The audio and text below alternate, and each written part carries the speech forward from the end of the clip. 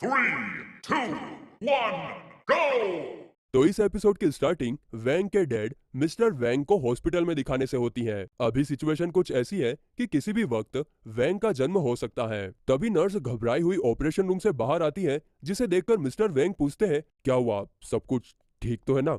इस पर नर्स कुछ बोल पाती उससे पहले ही मिस्टर वैंग को उसके चेहरे को देखकर लगता है कि डिलीवरी के वक्त उनका बच्चा नहीं बच पाया। लेकिन तभी नर्स बताती है कि आपका बच्चा सही सलामत है, और हैरानी की बात तो यह है कि वो अभी से अपने पैरों पर चल रहा है। इस पर मिस्टर वेंग को पहले तो विश्वास नहीं होता, मगर जब छोटा वेंग खुद अपने पैरों पर चलकर वहां आता है, तब मिस्टर वेंग के पैरों तले जमीन खिसक जाती है। उन्हें समझ में नहीं आ रहा था कि ऐसा कैसे हो सकता है। इसके कारण वो बेहोश भी हो जाते हैं। अब सीन शिफ्ट होता है और हम वेंग के मॉम डैड को बात करते हुए देखते हैं। वो लोग वेंग के लिए ड्रैगन स्वॉर्ड लेकर आए थे, जो काफी एक्सपेंसिव और रेयर स्वॉर्ड मानी जाती है, जिसे अगर सही तरीके से यूज किया जाए तो उसकी पावर्स गजब का काम करती हैं। आगे वैंग के डैड कहते हैं कि उन्होंने अपनी 6 महीने की सेविंग इस स्वॉर्ड को खरीदने के लिए स्पेंड की है। ये सब देखकर हमें ऐसा लगता है कि वो वैंग से काफी प्यार करते हैं, लेकिन ऐसा नहीं होता है। इन दोनों के दिखाने के दांत अलग हैं और खाने के अलग हैं, क्योंकि जल्द ही हम देख पाते हैं कि वैंग के डैड इस स्वॉर्ड को बचपन से पाना चाहते थे,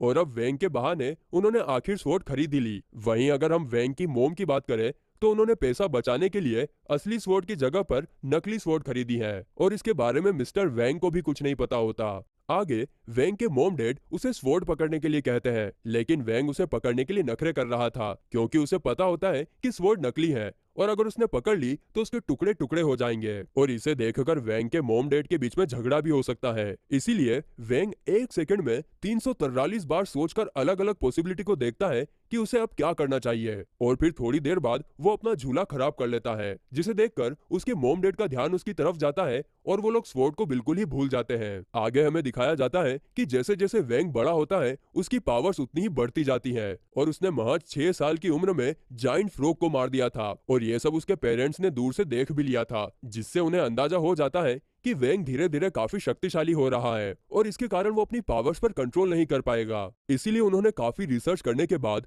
वैंग की पावर को कंप्रेस करने के लिए एक एम्यूलेट बनाया, जो कि उसकी स्पिरिचुअल फोर्स को कंट्रोल में रखता था। लेकिन जैसे जैसे वैंग बड़ा हो रहा था, एम्यूलेट का असर उसकी बॉडी पर कम होता जा रहा था, जिसके चलते वैंग की मोम ने उसके लिए एक गोल्डन पिल यानी कि सोने का लड्डू देना शुरू कर दिया, जो उसकी पावर्स को काफी हद तक कम करता था।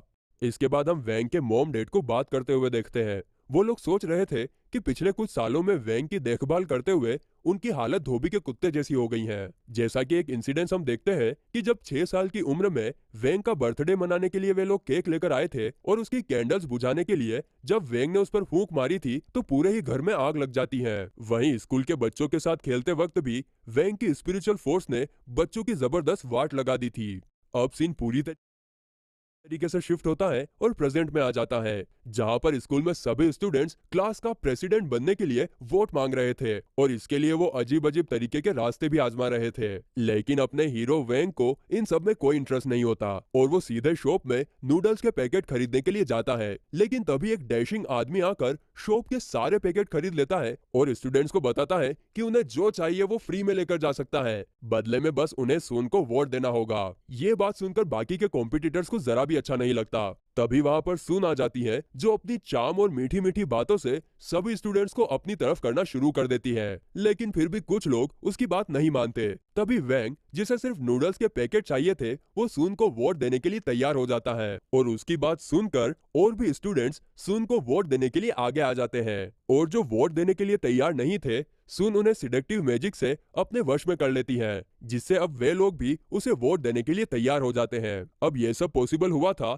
सिर्फ और सिर्फ वैंग की वजह से, इसीलिए सुन उसे ढूंढने लग जाती है। तभी उसका बॉडीगार्ड कहता है कि वो तो कब का यहाँ से चला गया, और उसने आपको ये सोने का लड्डू देने के लिए कहा, जो कि असल में वैंग की मॉम ने उसे खाने के लिए दिया था, ताकि उसकी पावर कंप्रेस हो जाए। अब ये जानने के बाद कि वैंग ने उसे सोने का लड्डू दिया है, सुन को लगता है कि वैंग उसे पसंद करता है। इसके बाद हमें सीधे क्लास का सीन दिखाया जाता है। यहाँ पर मिस्टर वैंग जैसे ही क्लास में इंटर होते हैं, वो सभी स्टूडेंट्स को देखकर समझ जाते हैं कि सुन ने सभी पर सिडक्टिव मैजिक का यूज किया है।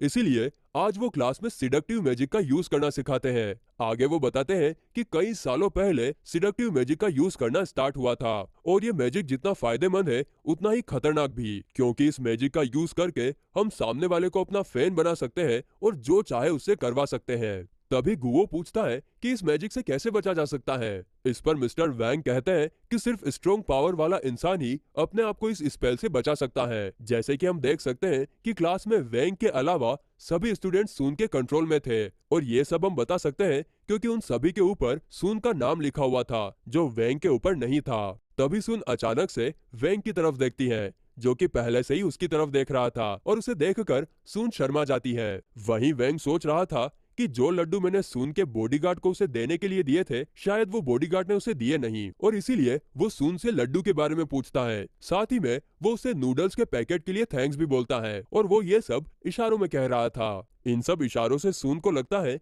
कि वैंग उससे लड्डू के बारे में बात कर रहा है और ये भी कि लड्डू खाने पर उसकी पावर बढ़ जाएगी और इसीलिए वो बिना देरी किए लड्डू खा जाती है, जिसे देखकर वैंग के चेहरे पर 12 बज जाते हैं क्योंकि उसे पता था कि लड्डू खाने पर पावर कम हो जाती है जो कि उसकी मॉम ने स्पेशली उसके लिए बनाए थे, लेकिन अब तो वो सून खा चुकी थी। अब इस लड्डू का असर ऐसा होता है कि सून की पावर्स का असर कम हो जाता है और जो सिडक्टिव स्पेल उसने स्टूडेंट्स पर किया था वो भी टूट जाता है और पावर कम होने की वजह से सून काफी ज्यादा कमजोर भी हो जाती है। तभी टीचर उसे डेमोन्स्ट्रेशन के लिए सामने बुलाती है, लेकिन सून तो ठीक तरीके से अपने पैरों पर चल भी नहीं पा रही थी और इसी के कारण उसका बैलेंस जाता है और वो नीचे गिरने ही वाली थी कि तभी वैंग किसी हीरो की तरह आकर उसे बचा लेता है। लेकिन सून की बुरी किस्मत, तभी टीचर वैंग को आवाज लगाते हैं जिसे सुनकर वैंग सीधा खड़ा हो जाता है और सून नीचे गिर जाती है। इसके बाद टीचर अनाउंस करते हैं कि चैन को वाइस प्रेसिडेंट चुना गया है, जिसे सुनकर चैन काफी ज्यादा खुश हो जाता है। वहीं जब स्कूल छूटने के बाद सभी स्टूडेंट्स अपने घर जा रहे थे तभी हम मिस्टर वैंग को